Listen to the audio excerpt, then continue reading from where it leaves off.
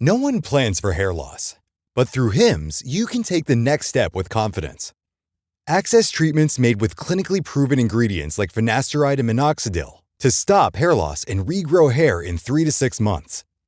No waiting rooms, no hoops, just ingredients with a track record of results. You shouldn't have to go out of your way to feel like yourself. Hims brings expert care straight to you. With 100% online access to personalized treatments that put your goals first. For simple online access to personalized and affordable care for hair loss, ED, weight loss, and more, visit hims.com/Hail Mary. That's hims.com/Hail Mary for your free online visit. hims.com/Hail Mary. Individual results may vary, based on studies of topical and oral minoxidil and finasteride. Prescription required. See website for full details, restrictions, and important safety information. Marriott Bonvoy is the official hotel partner of US Soccer. Join Marriott Bonvoy today to get closer to the game with exclusive perks, unforgettable experiences, and benefits that go beyond the pitch. Spring Hill Suites, part of Marriott Bonvoy, offers complimentary hot breakfast and spacious all-suite accommodations, perfect for the whole team, with room for up to 6 guests. Make your next getaway a win.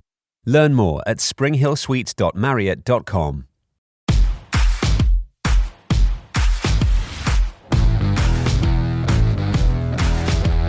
Welcome to the Dogs Podcast with your hosts, Blake Reneker, Justin Charles, and Josh All. What's up, Browns fans? Welcome back to an episode of the Dogs Podcast, coming to you what many of us assumed was going to be another therapy session as we head into the new year. Instead, the Browns give us a W for Christmas, and our last game of 2025 is a victory over the Pittsburgh Steelers, who, after years of dominance in Cleveland, there's that old stat about how Ben Roethlisberger had more wins inside Cleveland Stadium than any Browns starting quarterback had. Pittsburgh cannot win in Cleveland anymore. It's they just cannot do it. And honestly, I know the record the last 2 years isn't good enough for the Browns coaching staff and whatnot, but inside the division, if you go look at the Stefanski AB era, we've really turned it around. I mean, inside the division in terms of Pittsburgh can't beat us at home anymore. We're 500 with the Ravens, I think, or maybe because they swept us this year, they're a game over on us now on 500. We dominate the Bengals anytime it's a game of any magnitude. You know, like maybe they'll beat us in a Week 17 matchup when nobody plays or something. But anytime we play them, that's during the actual season when things are on the line, we just mop the floor with the Bengals.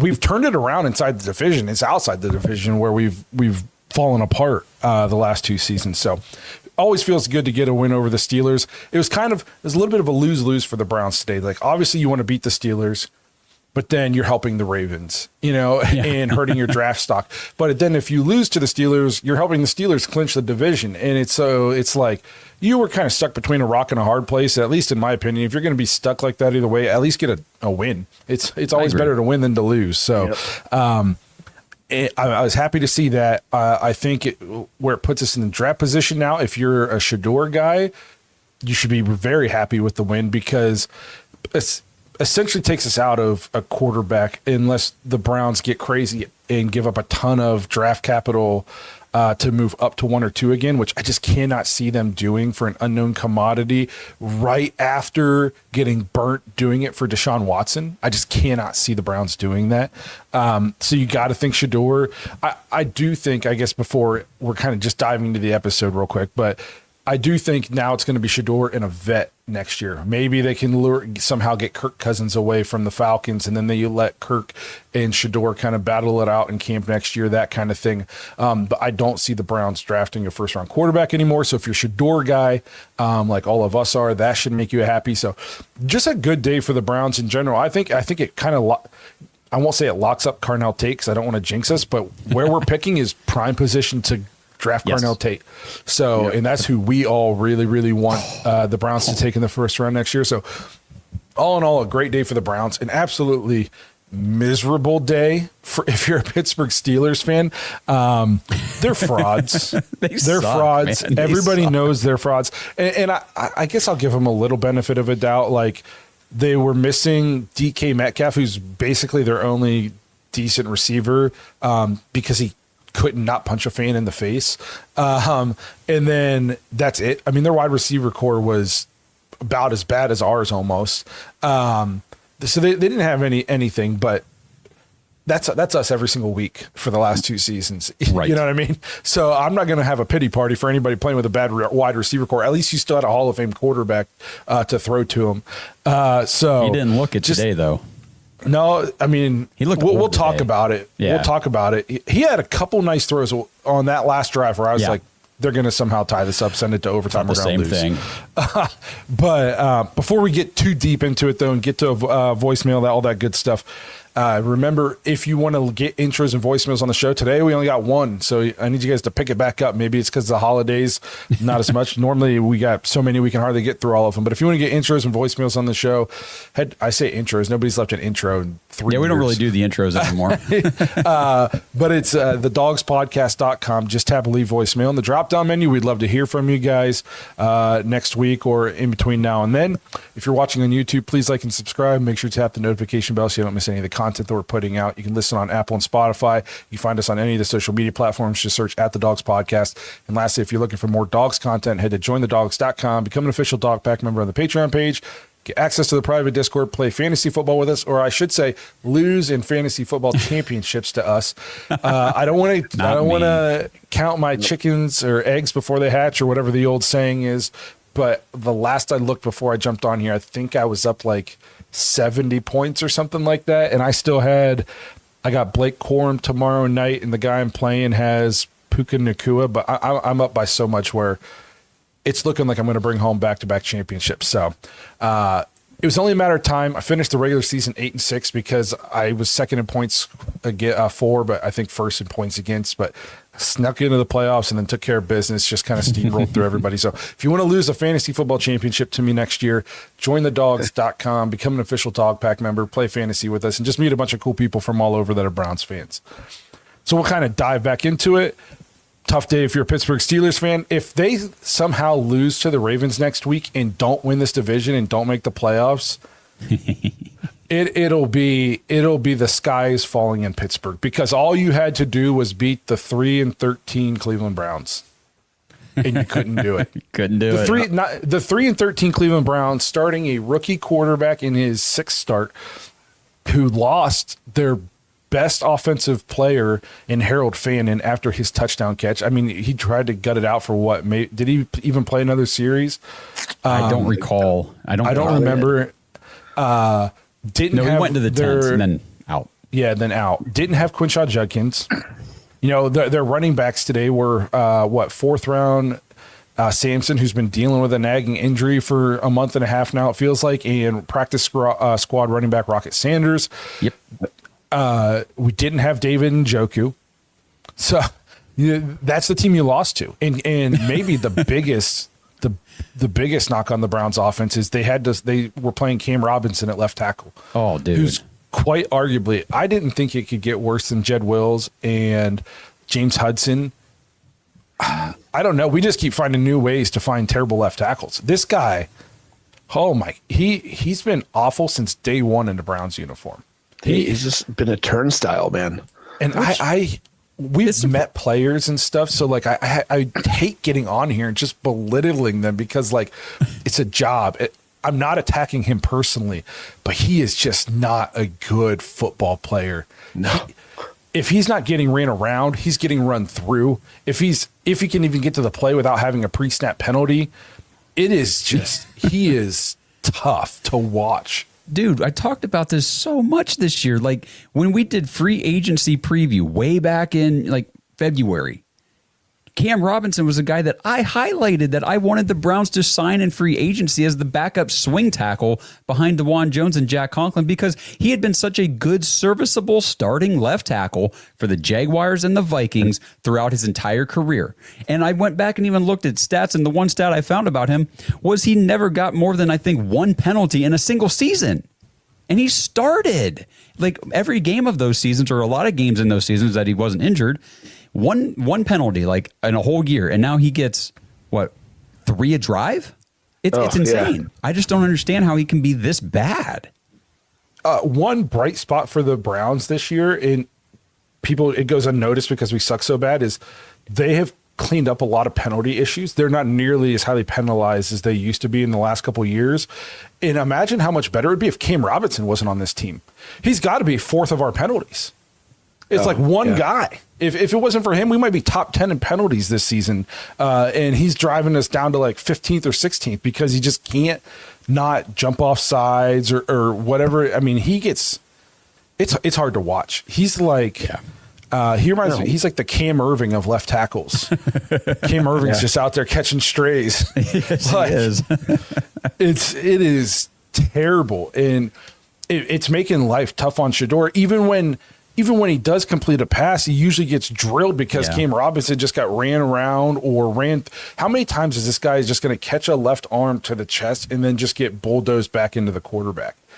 It's getting to the point where I might see if I can play left tackle for the last game. It's bad.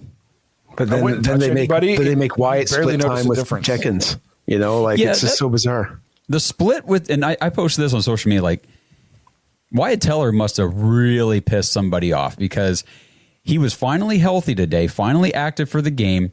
And I believe he got the start, but they already said earlier in the week, like, if he's good to go, we're still going to do the rotation with Tevin Jenkins. Like, okay, whatever. One thing that I hear NFL teams talk about all the time is like having consistency and, all that stuff, rapport with your offensive line, game to game to game. And then here are the Browns just, voluntarily rotating guys in and out on the offensive line. I don't know if any other team does that. Maybe they do. I don't know. I don't follow any other team. But then Tevin Jenkins goes out with a concussion. And instead of Wyatt Teller just finishing out the game because he's the starting right guard, they rotate him with Zach Zinter, who he's been a healthy scratch all year because he sucks so bad. So I don't understand what Wyatt Teller has done to upset people in Cleveland. I just think they want to see what they have. I think he's probably gone. I mean, the writing's on the wall. Oh, I think he's gone too, for sure. Which he hasn't played. He's been on a downward trajectory, which sucks because he's probably like one of my favorite Cleveland Browns players of the last decade. Not only just as like a player, like him and his wife are awesome people, and I want him to just be in Cleveland and be like a pioneer of our offensive line, but his play has regressed. Just like everybody else is on our offensive line. Everybody. Sure. But so it sucks to see. At this point, it's kind of like we suck. Why? Everybody on this line sucks. So just let them play, I guess, and be done with it at the end of the year. But I guess if you want to see if you have anything in Jenkins and if you want to finally be able to see if you have anything in Zinter, I guess it makes sense. But it just sucks to see for Wyatt Teller because we're all such big Wyatt Teller fans. But I think even he would say like he knows he's not playing to the standard that he would set for himself. Yeah, I think he's pretty realistic about that. He's come out and said that he needs to improve a bit. But I mean, if you want to stick and help Shador out, stick a veteran in there, man. Zinter hasn't played. He can't crack the lineup earlier in this year. This line isn't good. Just get the guys gelled a bit. Get the guys winning, and just help your rookie out. I think he can knock a couple guys down once he gets in the rhythm, especially the way that this game was going. But he needed his veteran presence, and he didn't get it.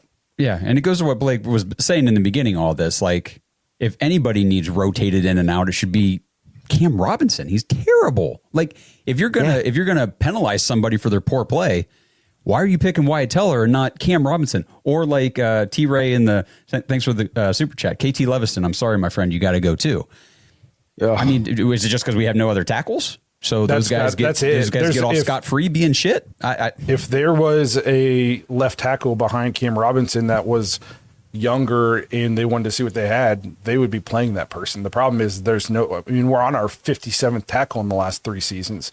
So there's just do we even have another tackle on the roster? I don't know. I'm sure we do. It's probably a practice squad guy. I don't even know who it would be. Yeah, there's some guy that didn't make the cut today, got sat. But the whole tackle situation the last 2 years, actually, the last 4 years? Like we just can't keep a healthy tackle. Like how do other teams do it? I got to see what they do because our guys just fall apart. I want to blame Jed Wills because I know he's sitting on a couch playing a video game somewhere right now.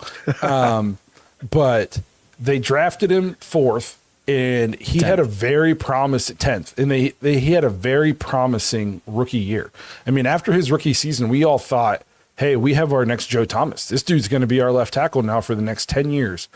And it's like, I don't know if he read his own newspaper clippings or he saw his bank account and was just lost all drive. But it was never talent with it. His effort was just awful. And since then, it's just been trying to find like a patchwork, just Cam Robinson type players, former first round picks that were maybe flaming out at their other team. So we pick them up and try to revitalize their career here. We haven't had a solid person since we picked Jed Wills, and he had a good rookie season. I mean, if he had like any drive, determination, showed anything, the left tackle position would be in okay shape right now. That's fair. I think you're onto it there because, yeah, his effort was terrible. Which means I'll also blame AB because we could have drafted Tristan Wirfs.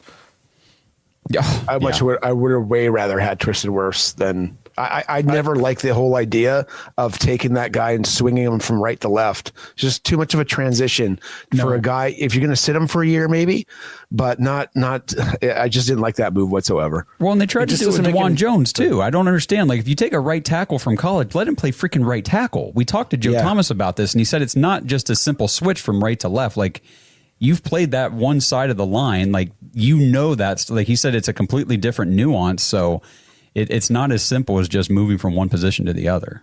Well, and like, it's even the basic things. Like, obviously they're way better than I am or ever was, but I played left tackle. So even like when I was coaching, if I set up in a left tackle pass pro set, kick back with my left foot, to switch and try to do it with my right foot feels awkward. I only play the highest level I ever played was high school football.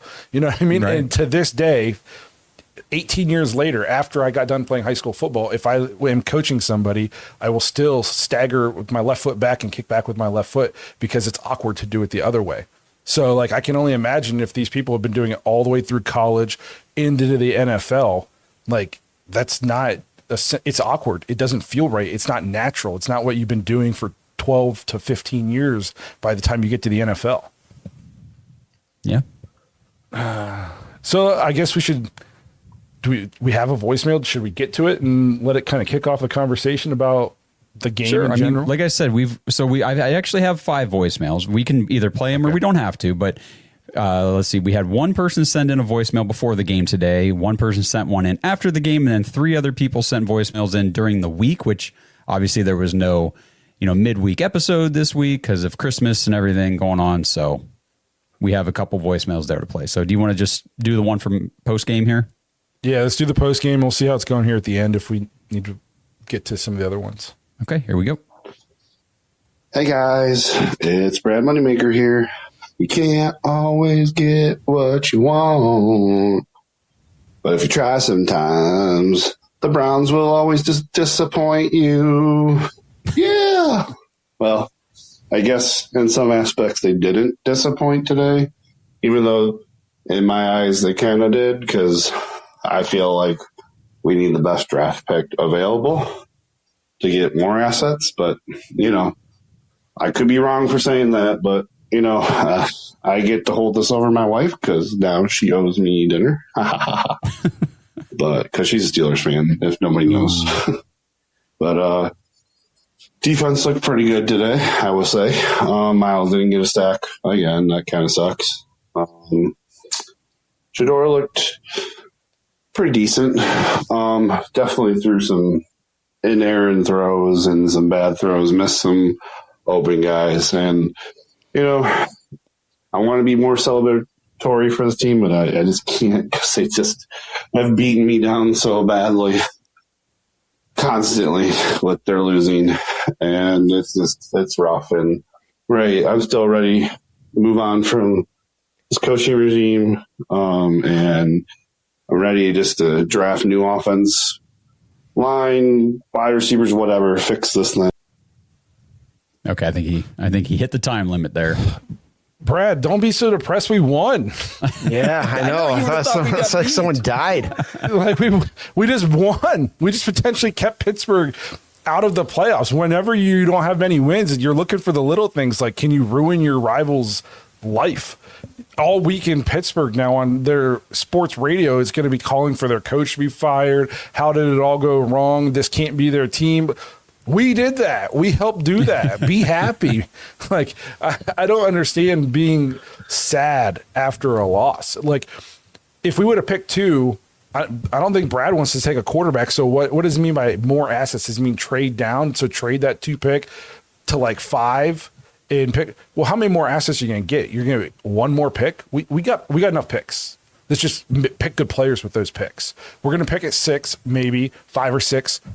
Pick Cardinal Tate. Then we pick again in the late 20s. Pick another wide receiver, and then we pick again in the early 30s. Hopefully, pick the best offensive lineman. And boom, maybe you got a little bit of business. If anything, I'm happy with this. Now we get to pick 6, which means we don't have to worry about trading to pick the receiver, because you don't want to pick a receiver in the top 2 probably. Now we're right in the sweet spot. We can just sit there and take Cardinal Tate, and we can all be happy. We get to have Shador as our starter next year, and we get Cardinal Tate. Like, this in Pittsburgh may not be in the playoffs because of us, in part because of us. So to me, like, it's a great day to be a Cleveland Browns fan. Hey, man, this was a big bone of contention in the Discord last night. We were talking about, do you actually want to win out or do you actually want to lose out? And for me, I'm 50 years old, man. I got enough freaking losing in my life. I don't want to lose anymore. And if we, and you don't lose out against your division.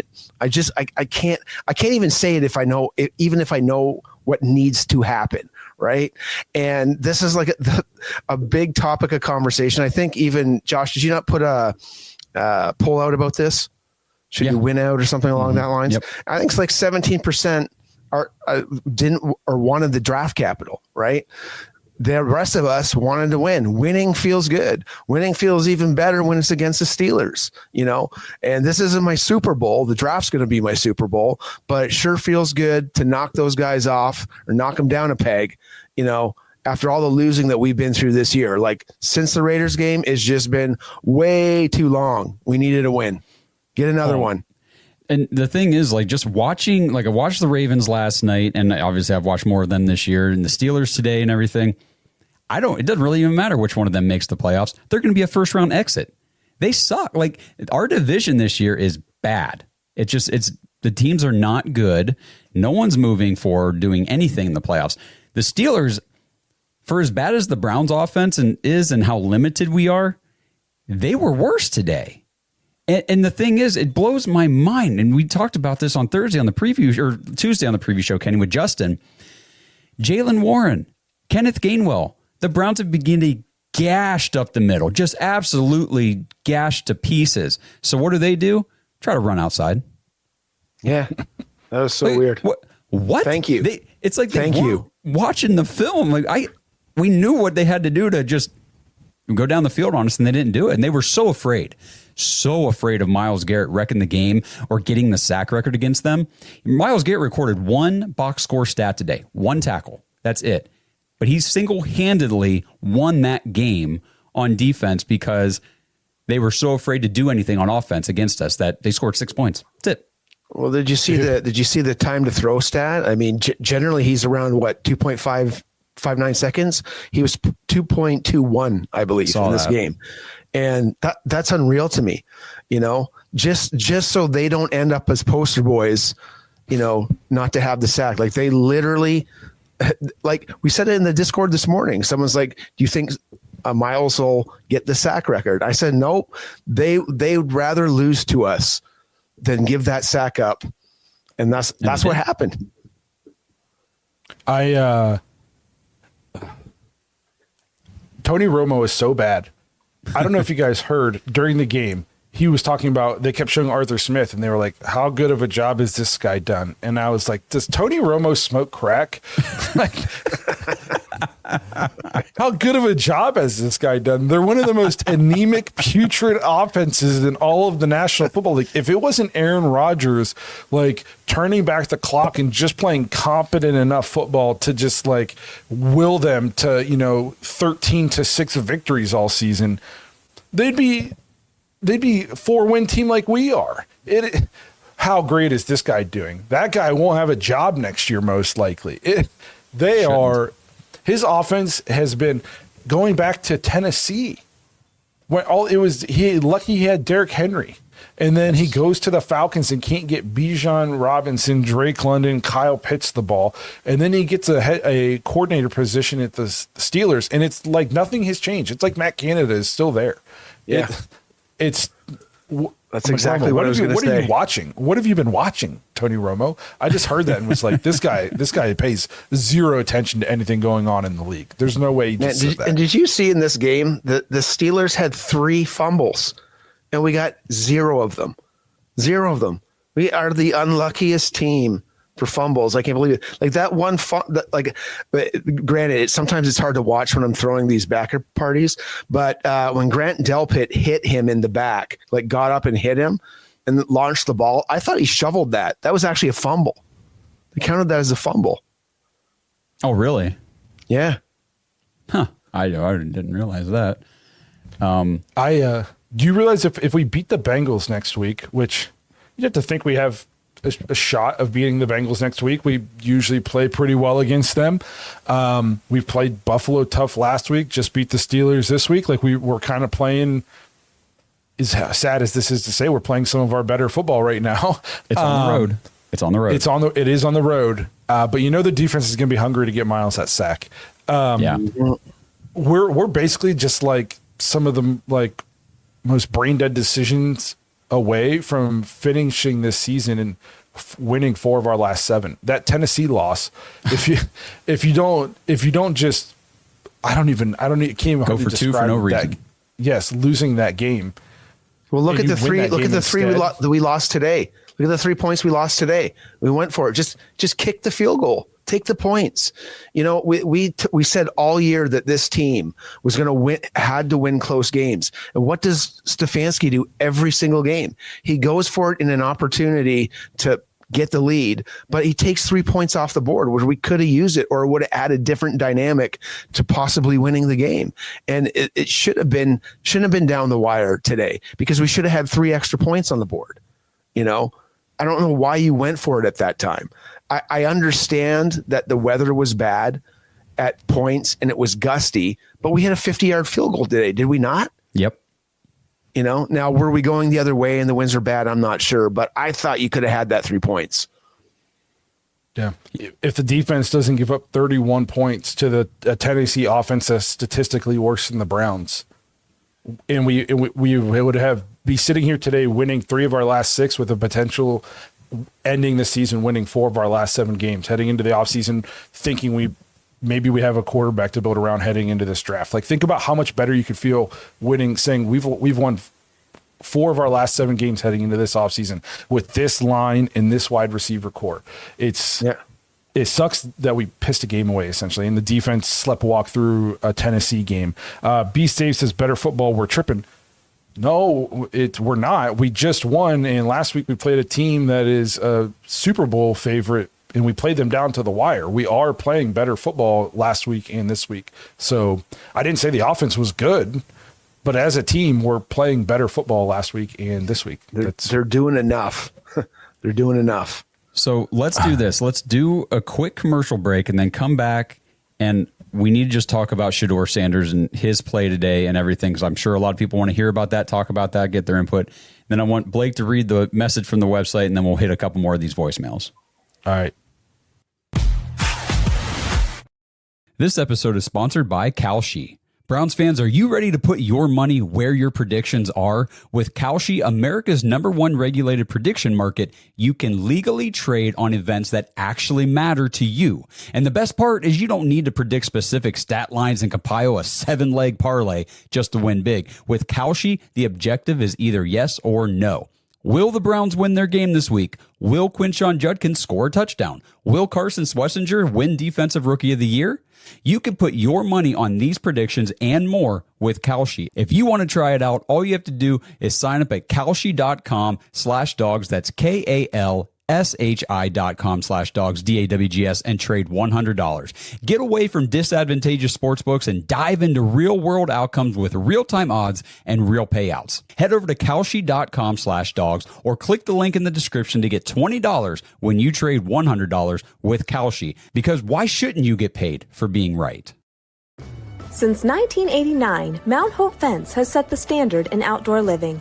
From decks and railings to fences and patios, we've got you covered. Our lineup features top brands like TimberTech, AlumaGuard, Preferred Railing, and Unilock, along with our own premium Duralux vinyl products. For over 30 years, we've partnered with contractors ensuring reliable job site delivery. Discover quality and excellence in all things outdoors with Mount Hope Fence.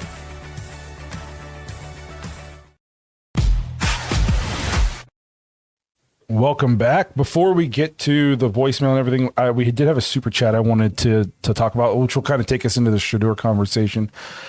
Young Among 7618, appreciate the super chat. He says Shedeur outplayed A-Rod. Aside from that boneheaded second pick, you could see Kevin coaching for his life. Also, 68 is garbage and needs to be off the team. Penalties and always being beat every play.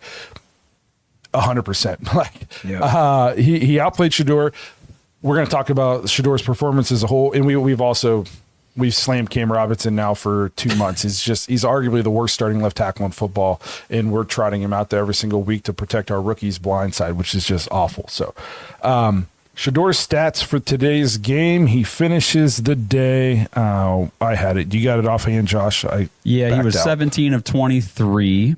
I think that's like a 71% completion rate. 186 yards, a touchdown, and 2 picks. He only took 2 sacks for 2 yards lost. So they were not crippling sacks like everybody seems to think he does. I thought he played pretty well, especially in the first half. His first interception, it's tough to put on him. Just another time Cam Robinson getting bulldozed and run through, and Shedeur gets hit from the blind side. He wasn't even holding the ball. It was literally if I remember correctly, it was like a quick out or something, and he didn't have time to get that off without getting hit in the back. So it's tough to put that one on him. Once Harold Fannin went out, though, I mean, put things in perspective here. Once Harold Fannin went out, who's got 70-plus catches on the season, you got Jerry Jeudy, who we all, it's Jerry Jeudy, and like nobody else. And Njoku's not there, Fannin's not there, Quinshon Judkins isn't there. I mean, the cupboard was extremely bare once Harold Fannin went out of the game. So the second half got tough. I don't even care so much statistically with what happened in the second half. We did it, it's the turnover, and it's not the turnover, it's the kind of turnover. And those are the kinds of things where I just want to see him get away from. And like we talked about this last week, the sack narrative, really, since he's become the starter, is kind of overblown. He isn't taking that many sacks. He was sacked twice today for 2 yards. That's almost about as good as it could be in terms of if you're going to take a sack. So, but we all talked about the turnovers. That's what we need to see him start to clean up. The second interception, that's like the kind of play you're just giving fuel to the people who want him gone, and to the haters who try to say, see, he's just doing what he did in college, blah, blah, blah, blah, blah. That's just the decision you just can't make. And now this was his 6th start. I gotta see that. Like, I want to see a game where he doesn't make that. And even today, it was just like one time. I don't want to see it at all. And I understand it's only a 6th game, and I'm not crucifying him and saying he can't be the starter next year for it. But I'd love to see next week him play a clean game. No turnovers next week. At least none that I would pin on him. And just get out of here with have a statistically nice game next week, as nice as we can have with the weapons he has around him and the line he has in front of him. Play a clean game. No boneheaded decisions where, chucks it up to nobody like that. Just love to see another day. He almost threw a pick 6 too, bro. Yeah, he almost threw a pick 6 to Nick Herbig as well. Mm-hmm. Yes, and that was one where he was late. Like, it's like he looked at him and then left and then came back and was like, bro, it's too late now. Yeah. I thought he looked super rattled after Fannin went down. Like he wasn't. I find that he's really good at hitting the flats and guys in stride in the flats, but he was looking around and he was doing kind of what Dylan used to do and hit guys in the flats way too deep and just like selling them out, And I guess maybe it was partly the wind, and I don't know if the weather got worse as the game got going because I couldn't really tell on what we were watching on. But yeah, he just didn't look comfortable. We couldn't see any deep balls, and that could have also been the weather as well. Other than Tillman, of course, he had a 42-yard bomb that he had. Throw. But nice throw. Yeah. That was and again, but that's I think when Fannin was in, right? So, it could be the rhythm wasn't there, Jenkins going down, the constant back and forth with different guards, different line combinations. So he's kind of like almost in the thing where he has to do hero ball again, and he just wasn't getting enough time. I'm trying to find it's not like he's playing scrubs. The Steelers historically against rookie quarterbacks don't lose. What I was going to say. I had the stat and I lost it, but it was something like he's the first rookie quarterback to start a game against the Steelers and come out with a win since, I don't know if it was like 2023, 2022, something like that. And they said like Jaden Daniels, Bo Nix, like all these great rookie quarterbacks the last couple of years have faced the Steelers and lost as rookies. Shedeur Sanders was able to come in and get it done. And, overall, he had a couple bad throws. The second half was nowhere near what the first half was. Obviously, the Steelers made some adjustments and that kind of stuff. But the first half was super impressive to me. I mean, he was high up in the completion percentage. He had 4 yards, a touchdown, the deflected pick. But his first half was, I thought, excellent. And, that bad interception in the second half, I love that they flashed immediately to his dad, Deion Sanders, sitting in the suite right after that pick, and he just takes his cowboy hat and just But to me, I'm like, that's cool. That's good, because as soon as Shedeur threw it, he's like, that was a bad mistake. And his dad's like, that was a dumb mistake. They're going to talk about it. He'll get it. The one thing that I do feel confident with Shedeur Sanders after watching him now for 6 starts, he fixes things. I can tell he watches film of himself and is critical of his own mistakes, and he'll iron these things out. He's still a rookie. Like you see Cam Ward still making boneheaded throws every now and again. He started all season. Like it happens. Hell, 5-year veterans still make boneheaded throws from time to time. So it's going to happen, but he definitely needs to get that stuff worked out. And I think he will. The first half today made me feel like even better about not taking a quarterback next year. In my stance after last week, where he didn't play very well last week, was like if Mendoza or Moore just fell into your lap and you picked him, I would, I could understand why you did, but I wouldn't be giving up assets for him. Now, like I've seen enough, and like you said, he's shown improvement. He fixes things. He can play outside of the X and O's. I mean, he had 20 yards. He's, I think, 4 yards away from being the leading rusher for like the 5th week in a row or something like that. He makes people miss in the pocket. He's more athletic than people like to give him credit for. He's not Lamar Jackson back there, but he makes people miss in the pocket. He sheds sacks that would be sacks in the pocket. He's very accurate. Give him a left tackle that should be in the league. Give him a wide receiver that is dynamic, and let's see what he can do. So winning this game, to me, I love that the Browns won this game because it put them in.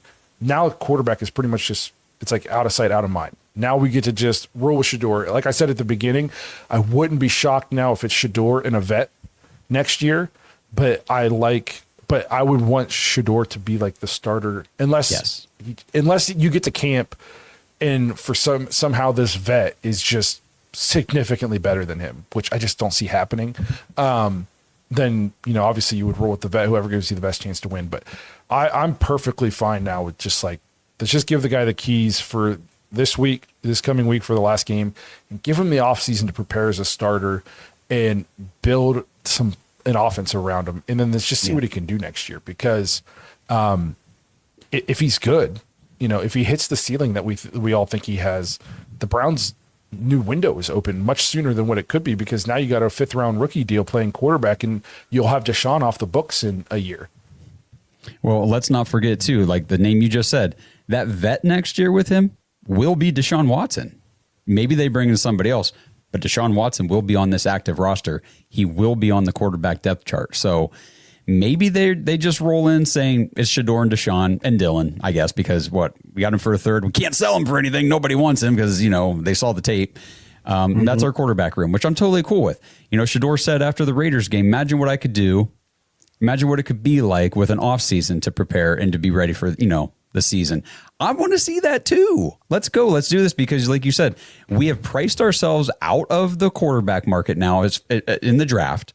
So if you want to go up to 1 or 2 to get one of those guys, because I think the way it sits now, I feel like Mendoza and Moore, as long as they declare, they will go 1 and 2, most likely. There are so many QB desperate teams in that top 5 or 6.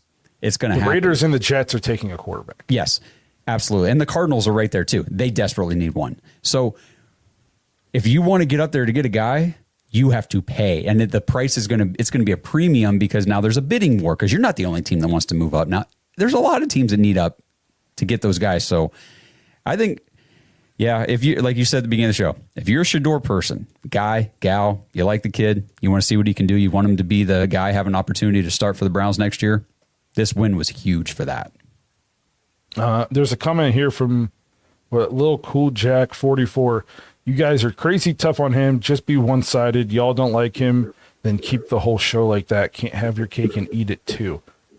I don't know if this guy's been watching the same show. Sure, we literally come on here every single week and talk about how much we like Shedeur. Just because we like Shedeur doesn't mean we can't critique the game and say, hey, this was a bad throw. This was a good throw. Shedeur critiques himself. That's why he gets better. Like, just stop with that. That's the annoying part about it's like movie critics won't talk about the Star Wars because no matter what you say, you're going to get shit on. It's like you can't say Shedeur played great but had one bad pass. There's going to be somebody who says that bad pass was somebody else's fault. Give me a fucking break.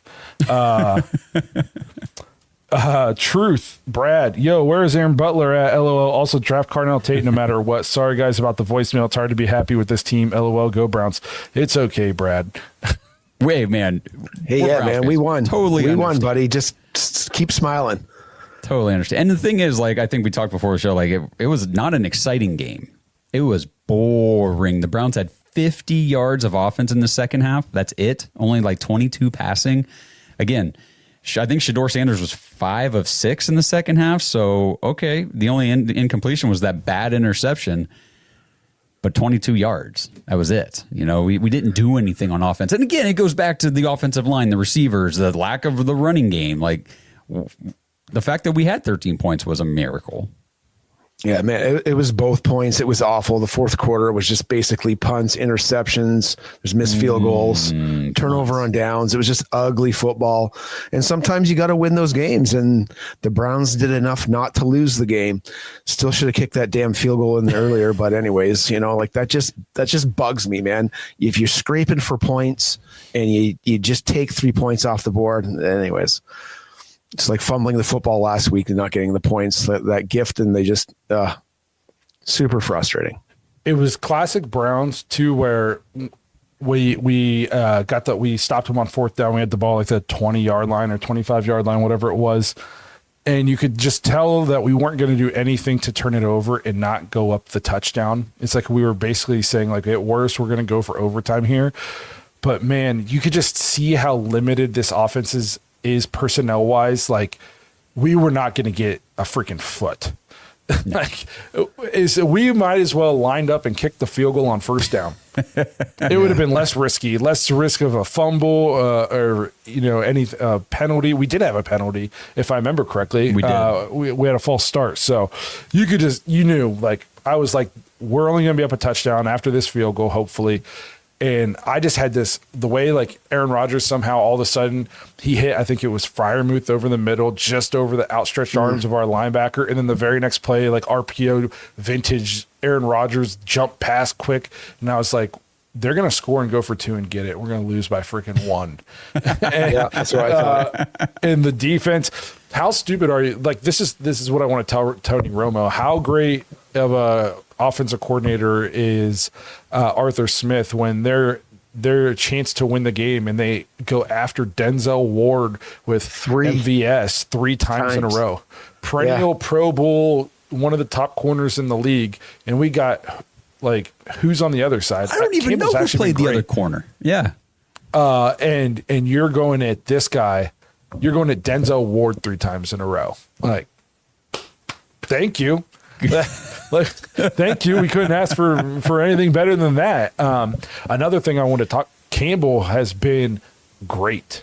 Yeah. Yeah. What a find. That guy had 3 tackles, but he is almost shutting down the other side. But when he comes up to tackle, man, is he ever a run supporting corner? It's great to see him. He gets guys down on the ground. What a fantastic trade that was. I agree. Yes, and we sat here and we were a little bit bummed about trading. We all liked Greg Newsome, the guy, I think. And we thought he played better than what some Browns fans gave him credit for. Obviously, there were deficiencies to his game, but I was just a little bit bummed about losing Greg Newsome because I liked him as a guy and as a player. I liked his energy. Campbell's made me forget all about that. Mm-hmm. He's played an incredibly high level for the Cleveland Browns. And now he's locked up for us for 2 more years after this, or another year? I think 2. That's a home run trade. That's a home run trade for Andrew Berry.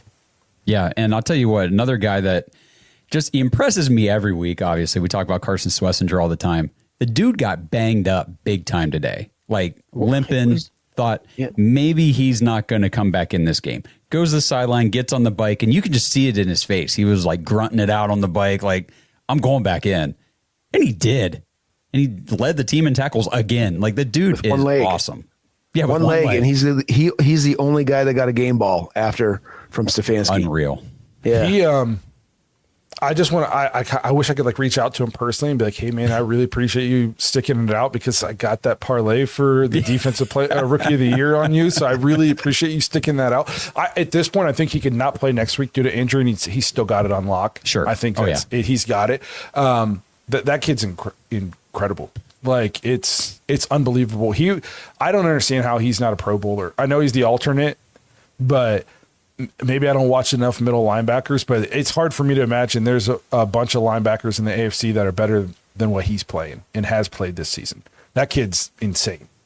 Who got it over him? Does anybody know? Because I didn't bother looking. I didn't. Oh, I forget. It was the guy, Brooks from Miami. I'm trying to think who the other AFC guys were. I looked it up too, and I posted about it because Carson Schlesinger was either right in this, right along with those guys in different stat categories or better, and he got the alternate, which maybe it's just hats off to the veterans, kind of thing. Rookie, you'll get it next year, but I don't care about Pro Bowl that much. He's awesome. This episode is sponsored by ButcherBox. Browns fans, are you struggling with figuring out the right Christmas gifts for people this holiday season? How about a special gift package of the finest meats from ButcherBox? Not only does ButcherBox offer delicious meat and seafood products, but with a monthly subscription, you can give people the gift that literally keeps on giving throughout the year. Right now, new ButcherBox members will receive your choice between free New York strip, ribeye, or filet mignon in every box for a year. Plus, you get $20 off when you use our promo code DAWGS, DAWGS, at checkout. Just head over to butcherbox.com and choose your box and delivery frequency. With the custom classic box, you get exactly what you and your family love. Choose from over 80 products, including meat and seafood. Plus, you can manage your entire subscription online and change your box type, product selection, frequency, or delivery date anytime. Plus, you can pause or cancel your subscription at any time. Shipping is always free, and they deliver to your door on your schedule, and you can cancel, like I said, any time. Every meal is easier when your freezer is stocked with high-quality meat and seafood from ButcherBox. That's butcherbox.com. New ButcherBox members will receive, like I said, your choice between free New York strip, ribeye, or filet mignon in every single box for a whole year, plus $20 off when you use promo code DAWGS at checkout. Make sure you guys use our promo link down in the description and use promo code DAWGS when you check out. No one plans for hair loss, but through Hims, you can take the next step with confidence. Access treatments made with clinically proven ingredients like finasteride and minoxidil to stop hair loss and regrow hair in 3 to 6 months. No waiting rooms, no hoops, just ingredients with a track record of results. You shouldn't have to go out of your way to feel like yourself. Hims brings expert care straight to you. With 100% online access to personalized treatments that put your goals first. For simple online access to personalized and affordable care for hair loss, ED, weight loss, and more, visit hims.com/Hail Mary. That's hims.com/Hail Mary for your free online visit. hims.com/Hail Mary. Individual results may vary, based on studies of topical and oral minoxidil and finasteride. Prescription required. See website for full details, restrictions, and important safety information. Marriott Bonvoy is the official hotel partner of US Soccer. Join Marriott Bonvoy today to get closer to the game with exclusive perks, unforgettable experiences, and benefits that go beyond the pitch. Spring Hill Suites, part of Marriott Bonvoy, offers complimentary hot breakfast and spacious all-suite accommodations, perfect for the whole team, with room for up to 6 guests. Make your next getaway a win. Learn more at springhillsuites.marriott.com. Hi, I'm Andy Staples from Andy and Ari on 3, and another 5-star quarterback just entered the transfer portal. That's what college football is now, a nonstop adventure, and we cover it every day at Andy and Ari on 3, whether it's the transfer portal, the college football playoff, the coaching carousel, you name it, and guess what? It doesn't stop even when the season ends. So join us every day, Monday through Friday. New episodes drop at 3 p.m. wherever you get your podcasts. Yes, it's incredible. Which reminds me, we did have somebody wrote to the show. Yes. On our website. This is Dave from the website. You guys can do that. If you don't like the sound of your voice, you can just write us messages on the website and we can read them. So this is from Dave. He says, "Hey fellas, first time writing in over here, but your show is freaking great. We thank you. We appreciate the support. We're a little biased. We think it's great too. Have to give Blake a shout out for his preseason take on throwing money on Carson Schweschinger to win Defensive Rookie of the Year. Odds before the season were plus 3,600 and today minus 700. That's the call of the century, and I have a pretty penny coming my way because of it. He says he'll pay me $5 for my Darius Garland jersey if he gets traded away, even Steven. So I guess that's a good trade. And I got to give some credit to guys in our dog pack. So I didn't put my bet on Carson until like week 3 or 4. I parlayed it with Miles winning Defensive Player of the Year. There's guys in our in the dog pack who bet on him at those plus 3,600 odds in this summer, and they're about to make a boatload of money. So good for those guys. So I can't take all the credit. There are guys who saw it even sooner than I did. Yeah. Jointhedogs.com. I mean, the people in there, they're very, very smart, and that's why I'm excited for draft season coming up too. But I want to hit this voicemail from Adam. He left us before the game today. I haven't listened to any of these voicemails, so I have no idea what any of them are, but we'll just see. Hey guys, Adam from El Paso, 3rd week in a row calling in. My hot take for the day. I know a lot of historical facts are usually brought into this podcast, and I'd like to bring an interesting one in here. The last Cleveland Browns coach to be fired on Black Monday and win their final home game of that season was Eric Mangini in 2010. I personally think if the Browns win today against the Steelers, with Myles Garrett setting the record, there's going to be way too many positives, and I think they're going to be hesitant to fire Kevin Stefanski. I think the Haslams, their biggest concern is the fan base and keeping the fan base engaged and interested, especially with the stadium project on the horizon. So I personally believe that if the Browns win today, I do believe that Kevin Stefanski is back next year. But it doesn't make up for the fact of the poor record over the last 2 years. However, that's just my hot take for the day. I'd like to hear your guys' opinion on that. Well, the Haslams kept you after what 1-15, 0-16. So I mean, I don't know why they after 2, 3, and or 4. I guess a 3 and a 4 win season. Why wouldn't they keep them? But we were talking about this before. Actually, before we got onto this, and I'm just preparing myself for them to keep Stefanski. I just don't see this as an attractive job right now. We've already said that they're jamming in Watson next year because they have to. You can't pick your quarterback, so if you're a coach, why would you want to be here? And I think it's just kind of like a lame duck situation.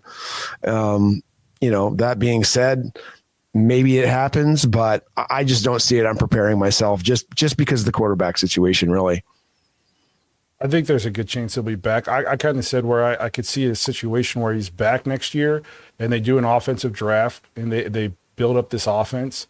And then if we're 0-4 next year and the offense is still putting up 13 points a game, like then he'll be fired. It'll be a midseason firing. That's kind of the way I feel it's trending right now, especially with getting the win today. What about you, Josh? Well, I was going to go to, let's see, it's RadZX10Daddy24. Super chat, thank you very much. Says Kevin does a good job of scheming things on the first few drives, but the offense always falls off.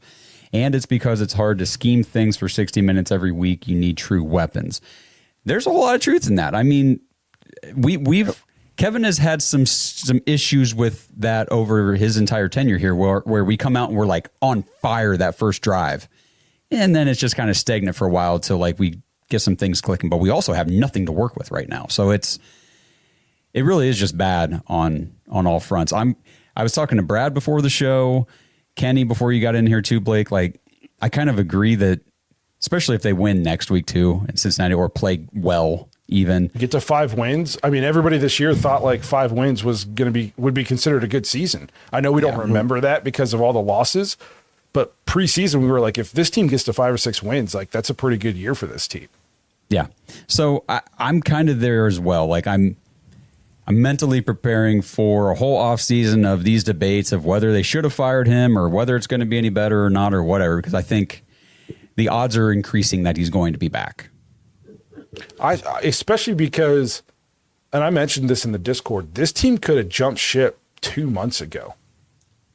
And it's like every time we have a loss where it's like, God, this team's done. They've given up. And then we come back the next week and we play Buffalo tough as nails, and then this week we beat Pittsburgh at home. And it's like, it gives like, they're still fighting. They're overmatched a ton because, I mean, we've talked about it a ton in terms of the personnel. So like, it tells that they're still bought in. They're still fighting. I'm one of those things where like, if they fired him, I would totally understand why they fired him at this point, because he haven't won enough games the last 2 years. But I'm also not cheering for them to fire him because I just think we've seen Kevin coach. When Kevin had just okay quarterback play and just one wide receiver, the offense was good. And there's the last 2 years, which is what everybody likes to talk about. He's not the one who didn't draft any offensive players. He's not the one who gave up 3 first-round draft picks for Deshaun Watson. And then he's not the one who hurt Deshaun Watson every other day. We talked about like the quarterbacks. Pick a quarterback that we've had in the last 3 years and say, this is the guy that Kevin should have been able to make it work with. There isn't one. So nobody would win with these guys. These guys are backups on other teams. Are not even in the league right now. He won games. He beat Pittsburgh with Dorian Thompson-Robinson. That guy's selling cars right now. So it's like, you know what I mean? And it's just, so like, I would get if they fired him. Like, I understand that, but I told somebody today, don't be shocked if the Browns fire him and 3 years from now, we still suck and he's winning somewhere else. Well, and the thing we've talked about too for the last month or so, really ever since Shedeur got his opportunity, is the best chance, and especially now with the draft capital, we're moving down the board, the best chance for Shedeur Sanders to have an opportunity here to be the guy is keeping at least Andrew Berry in the front office because they drafted him. But you bring in a new coach and a new regime, a lot of times those guys want their quarterback. They have no allegiance to anybody that's on the team, especially the quarterback and all that stuff. And as much as I've been out on Kevin this whole season, I got to give him credit for what we've seen from Shedeur so far, because there's obviously been preparation behind the scenes and getting him ready so that when he did get on the field this season, he's been good, played very competent football, and he's improved each and every week. And it seems like there's something here. And is it worth derailing this momentum, especially if we build on this win and go win or play very, very well in Cincinnati and all this kind of stuff, end on a high note? My only stipulation now, if we're going to keep Kevin, there's some other guys that have to go. I don't want Bubba Ventrone back here. We can't do this again. I can't be losing games because special teams is trash. And where are you at on Jim Schwartz? I know you've been hot and cold on this this defense this year, and I'm just curious. It's one of those deals where if Kevin comes back, I would just keep Jim Schwartz. Like the defense is, with a competent offense, the defense is plenty good enough. As much as I can be pissed about the things that still burns this defense and the occasional fraud nature of this defense. I mean, 31 points to the Titans, I would, Carson Schwarzenegger is going to be defensive rookie of the year playing in this defense. Mason Graham's playing at a high level as a rookie defensive tackle. Campbell, they wanted to sell him. They were pumped to get rid of Campbell in Jacksonville. You put him in Jim Schwartz defense, he's playing well. So even though I can be highly frustrated with Jim Schwartz defense at times, if Kevin's coming back, I would just keep Jim Schwartz. Now, if they brought in a new coach, to the people who saying like anoint Jim Schwartz head coach, and that's where I was like, okay, I'm selling that idea. Are you out on Bubba too? Yes, I do feel like there's probably a little bit of a raw deal there. Is like, if our offensive players are this bad, the special teams players are even worse. But God, like sometimes it's hard to even tell what we're trying to do. Like our punt unit, and it's like we don't have anybody even aligned to block this guy, Yeah. And it's so like that would be one where like if they got rid of Bubba, like probably good riddance. Okay.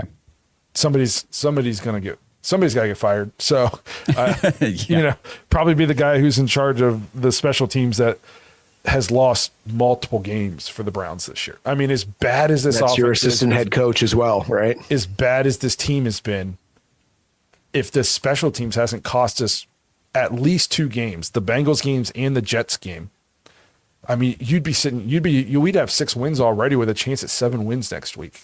If the special teams was just a neutral part of this team, not a good part or just not a negative. If they were just a completely neutral, we'd have 2 more wins right now. So It's like, you just can't continue to lose us games. Nope. I totally agree. 100% agree, man. We had a super chat in here from Sweetie. 68 should be homeless on the corner asking for porridge because he is trash. That's tough, but I don't totally disagree. He can have a house. The episode he's have made a some money, house. But man, we can't play left tackle for my team anymore. Yeah, we've torn him apart this episode. He's gotten it for sure. If we fire Kevin Stefanski, this kind of touches on what you said, Josh, Eric, Kenny. Who will want to coach this team? That's the only thing. And I know people get so mad when I bring up 2-time coach of the year, but if you fire the 2-time coach of the year after what many people from outside the organization thinks is a quarterback trade that was forced on by ownership, and then you make that guy take the fall after he gave you the most success this team has had since they came back in 99, you're definitely not going to get a high-level candidate. That is going to be looked extremely down upon. We've talked about this enough. You're already going to get your 3rd or 4th option probably because there's going to be better job opportunities out there. And you fire the guy that the league respects and kind of he took over a Freddie Kitchens-led team that was just a dumpster fire. Where Miles is hitting guys in the head with helmets. He's wearing Pittsburgh Started It t-shirts in the media. I mean, we look lost on the field. He takes over that team and takes them to the playoffs. We went to the playoffs 2 times in his first 4 years here. And then the Deshaun Watson trade happens. All the talent on offense is either old or gone, and we start losing games, and then you're going to scapegoat that guy. And I'm not saying like he's the scapegoat. I'm saying that's what outside the organization people are going to say. And who's going to line up to take that job? Why would I go coach in Cleveland? I go win coach of the year twice, and they're still going to fire me. So, it's just not a good look. If they're going to roll with this regime into next year, for the most part, head coach and GM, this is like the make or break. Because if it's another 3-4, even just a 5-win season, like I can't do these shitty, sucky seasons, multiple, back to back to back. Like at some point, we got to start being competitive within our own freaking division. And Andrew Berry, like people are saying, oh, this draft saved his job. It might have. But go back and look at the other drafts. They have not been good. Go look at a lot of these free agent signings. They have not been good. He has whiffed on so many. For every one hit, he's got like 5 or 6 whiffs. So this year, we were talking about this. Kenny said this before the show. What are the odds of having another draft like this was like a generational draft? What's the odds of having 2 of those in a row, especially when you had 5 in a row that were not good? That's part of the reason why when we get into discussions about like tanking for the better pick, people want to trade that pick down. Well, first of all, you have to have a buyer to do that. It's a lot of hypotheticals, right? And to hit on a draft like we had last year, that's impossible. You're gonna have 2 of those in a year. That blows my mind. Like, when's the last time a team has ever had a draft like that? Let alone the Browns. It's just not going to happen. Yeah, you got to. And you're going to have your 10 or 11 picks, and you better hope you hit on 5. And that's like awesome, guys. Like, that's like a revelation if you do that. Yeah, well, and the thing is, the Browns, I just don't see it happening again. They have that history, like you said there, of missing. Especially like you get, how many times have we had like multiple first round picks? We missed on both of them. It's like, good Lord, guys. Justin Herbert, Johnny Manziel. Yes. Yeah. It happens all the time. And we look back at it. Here's who we took in the first round of all these years. And it's like, oh my gosh. And here's who we could have had. And I hope they stick with the philosophy from last year, which was pick the good football players. Just pick the good football players. I don't know why it's that hard. You don't have to have this highly advanced analytics department and algorithm or whatever to figure out who a good football player is. Just watch them. Carnell Tate's a good football player. Don't F this up. Mm-hmm. Yes. And free agency is important too. Like, I know we don't have just an unlimited amount of money we can use, but guys that we thought were going to be good signings this year have been awful outside of like Malik Collins. Yes. Lucas, the swing tackle, terrible. He was Cam Robinson light. It's just, you know what I mean? So like, it's not all you got. Like you said, Kenny, we got to hit on 5 of these draft picks, and you got to have 2 free agent signings that are very good. In my eyes, I'd like those 2 free agent signings splashes to be on the offensive line. Solidify 2 of those spots with a free agent, veteran presence, that can play at a good to high level, fill in the rest with the draft. And I'm taking 2 wide receivers in the first round. I'm taking 2 wide receivers. I'm adding as much dynamic playmaking to this offense as humanly possible.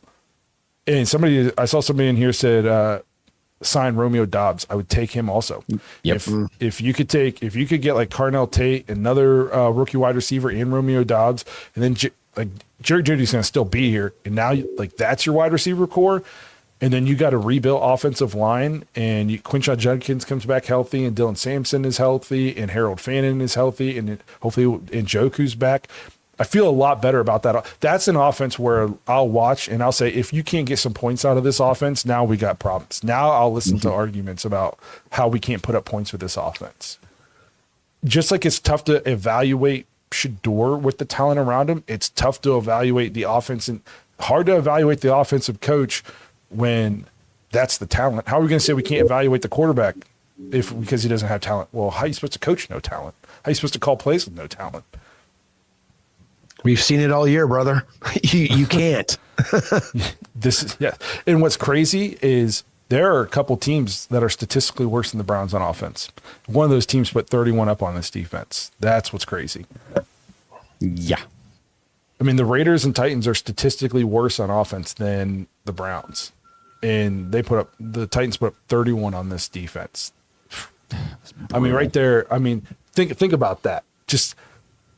We're getting off the rails here, but you think about if Andre Schmidt, who has just been rock solid since week 1, if he makes an extra point or a field goal week 1, that's a 5th win. If you don't give up a kick return and a punt return for touchdowns to the Jets, that is a 7th win. And a 6th win. And if the Titans don't score 31 on your defense at home, you're sitting at 7 wins right now. Then think about how differently we're talking about this season. If we are sitting at 7 wins, going for an 8th win next week, still probably not in playoff contention, but you feel a lot better if you're going to finish with 8 wins, a top-rated defense, and you think you found your franchise quarterback. You're going to feel pretty good about that season. Well, I'll play along with you. Defense doesn't give up a game-winning drive to Carson Wentz over in London. We somehow don't give up 100 yards and 2 touchdowns in the first half to James Cook and the Buffalo Bills. We did have winnable games this year. It's just you could just put a damn ball down and kick it through the uprights, that would have been nice too, right? Yeah. At least you'd be tied. Something else could have happened. I forgot about I glossed over the Vikings game. I mean, you had Carson Wentz. He had to go 80-plus yards to beat your defense. Banged up. And you give up a touchdown to lose it. I mean, the Browns are like a couple things away from having 8 or 9 wins. As bad as the talent is. Yeah. That's why, like, I push back sometimes on people who just dump on the coaching staff. I'm like, guys, players have to play. Go tell me the coach who's just crazy good with no good talent. I saw somebody here said, Coach of the Year award's a joke. Well, it might be a joke to you and to us, but to other coaches, I guarantee it's not a joke. And they said Kyle Shanahan never won one. Well, yes, because he always coaches an absolutely loaded roster. And when he doesn't, when he just has a quarterback injury, they lose almost all the time. This is the first year he's ever won with a backup quarterback, and his backup quarterback was a first-round pick. It was Mac Jones. Before that, he's like 30 games under 500 when he doesn't have his starting quarterback. And that's not having your starting quarterback and still having Christian McCaffrey, George Kittle, Brandon Ayuk, Juwan Jennings, all these players, a loaded defense. And he's 30 games under 500 when he just doesn't have his one player. He just doesn't have one player. And there's 30 games under 500. So, like, yes, it's a players' league. Players have to play. If it's one person doesn't do his job on punt return against the Jets, we give up a touchdown. It's crazy. It is crazy. And the best thing, and I know we need to wrap this thing up here, but for me, at least over this last month or so of Shedeur Sanders being the starter and all this kind of stuff and watching these games, win or lose, I'm very encouraged because I feel like if we're able to acquire the talent, and that's a big if with this team, but if we're able to acquire good talent to put around him next year, give him an entire offseason to prep as the starter, all summer, all camp, all that kind of stuff, I'm excited for next season now because of what I've seen just from him in this offense with this crap around him, still being able to make plays, make things happen. Like Kenny earlier, the throw to Cedric Tillman today for 42 yards was like, damn, we haven't had a quarterback that can make these kind of throws in a long time, and he can do it. So I'm excited. Yeah, I mean, the explosives are happening when he's in the game. It's something that still continues to move forward. Yeah, we're, not happy with the interceptions, but how many times did we say before Shedeur got in, he's going to try and throw the ball down the field more. So guess what's going to happen? He's going to throw some more interceptions. I think a lot of it, he just has to clean up these tipped interceptions. He's had one a game for the last 4 games, so I don't know if the ball needs to get up higher or a better arc when he's doing his throwing motion, or he's just got to pick better lanes based on his size. But that's all stuff that can be cleaned up with more time and more practice and maybe an off season. I know we're going to wrap it up, but we just had 3 super chats come in. I don't want to ignore them. Tesquire, we appreciate it. He says, Kevin is starting to believe in Shedeur Sanders' play call show it. I do think that's a good point. You saw when his first couple games, it was run, pass, run. I mean, he was barely getting to 15 attempts in a game. It was just very vanilla, very bland. You're seeing him now. I mean, he's throwing the ball 30 plus times a couple games. Like, the play calling is showing they're starting to trust him more. So I totally agree with that. Another one here from Tay says, if the draft, where'd it go? Let me click here. They're coming in too hot. If the draft is in a mix of wide receiver, OL, the first 4 picks, I will lose my mind. I'm right there with you. Bro. I'm going wide receiver, OL, wide receiver. He said a mix. A mix. All depends on what free agency looks like too. Yeah. Will dictate what we do in the draft, but I totally agree. Youngman Kevin just isn't a good coach. He can't develop young talent. He's had 13 QBs. He's good mid QB. I'd rather get Brian Flores. He'll cancel losing our DC. We just need a great OC, maybe McDaniels. Here's my issue with that. I already touched on this. 13 quarterbacks. Tell me the one you think he should have been successful with. Just because should he have been good with Case Keenum or Jacoby Brissett or Bailey Zappi or Dorian Thompson-Robinson or Nick Mullins or Dylan Gabriel? The only one he was supposed to be good with was Deshaun Watson, and I think we've already detailed that issue. Well, one, Deshaun looked like he forgot how to throw a football, and then 2, he couldn't stay healthy long enough to ever work out any kind of kinks or anything. So right. No, that's exactly what I meant. Yeah, like that. Brian, put all your eggs in a bad basket. Brian Flores gets a ton of talk because of what he's done with the defense in Minnesota. My only issue is if you're going to have a young quarterback and Shador's going to be a second-year quarterback, man, he was not good with Tua. I mean, basically like destroyed him mentally. Now, maybe he's learned from that. It says Brian Flores and maybe McDaniels as head coach. I don't know if McDaniels get fired now, what he's done down there in the Dolphins. I don't see it either, man. Losing to us turned their season around. I didn't think they'd win another game. I've heard that they're not looking to fire him. I think they're going to move on from Tua, try to get him a quarterback and see what they can do, because they've played. I think they won 5 of their last 6 since they lost to us. Who they played? Was it Quinn Ewers? Did they play Quinn Ewers today at quarterback? Yeah, and they beat Baker. Yeah. So I think he's definitely there. I don't think he's getting fired. So Brian Flores, I'm not like 100% out on Brian Flores because I think he's a great culture guy, but just got to be careful. If I don't want to destroy confidence Shador has, and that was a big reason why he was let go in Miami, was he was just like not good with a young rookie quarterback. He was like almost like mentally abusive is basically the way they made it sound like. Destroyed any confidence he had. That's par for the course for a defensive coach though, right? They're not going to be great with rookie quarterbacks. Yeah.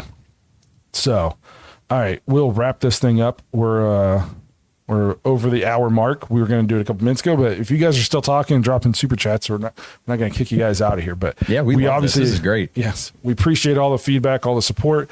We thank you guys for being here. I'm a little bit bummed out that next week is the last post game episode we'll get to do for you guys. So hopefully we'll go out on a high note, get a win, and then we'll be able to transition and talking about the offseason. Who knows? Maybe Black Monday will roll around. We'll have some big topics to talk about. We'll see how it goes, but we appreciate everybody who's been here. I think we're doing a pre-week episode. You and Kenny are doing one. Yeah, that'll be Tuesday this week before the new year. So we'll see you guys one more time before 2026 rolls around. And then we'll all see you guys after the game next week as we wrap up the season against the Bengals and hopefully talking about Miles setting the sack record. So again, we appreciate all the support. Everybody in this chat made it a super fun stream, for lack of a better word, I guess. Voicemails. We love getting all your voicemails. So send us more next week. It's thedogspodcast.com. I have one more question. I'm sorry, I got to bring it up now that you just said it.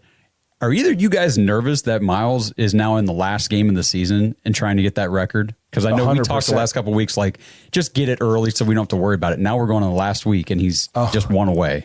I am in the only thing that gives me a little bit of like light on it is it's the Bengals, and Burrow. Usually it torments them. So that it gives me a little bit of hope, but it's on the road. That's the only thing that matters next week. As cool as it'd be to get to 5 wins for me, just get that record. Just get it. Just make sure you stop Chase Brown because he's starting to heat up. If you don't stop the run, and you're shortened distance, right, you're not going to get too many sack opportunities. So do that. To get after Burrow, get it done next week. But I am worried. Okay, Super Bowl I'm worried too. Just for the record, like yes. Just do it, man. Come on. Don't be this close and fall short. We had one more super chat here. What Super Bowl veteran would you want to have as Shador Sanders QB coach? I don't know because I don't know who those people are. I think his quarterback coach is a guy he's familiar with, though. Bill Musgrave is good, man. I would say Bill Musgrave is the reason why he's developed. Yeah. I mean, he's buddies with Sanders. It's Deion Sanders. Yeah. Played with him. John Nye says guy in the middle sucks. I appreciate that. At least both my ears work.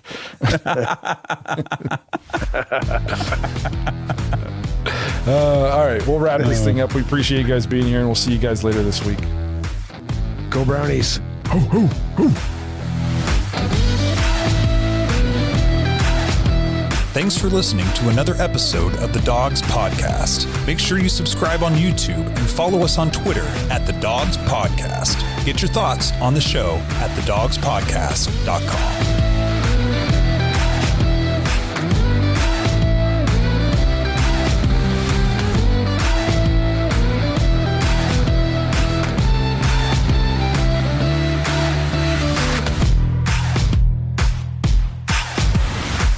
This episode is sponsored by Kalshi. Browns fans, are you ready to put your money where your predictions are? With Kalshi, America's #1 regulated prediction market, you can legally trade on events that actually matter to you. And the best part is you don't need to predict specific stat lines and compile a 7-leg parlay just to win big. With Kalshi, the objective is either yes or no.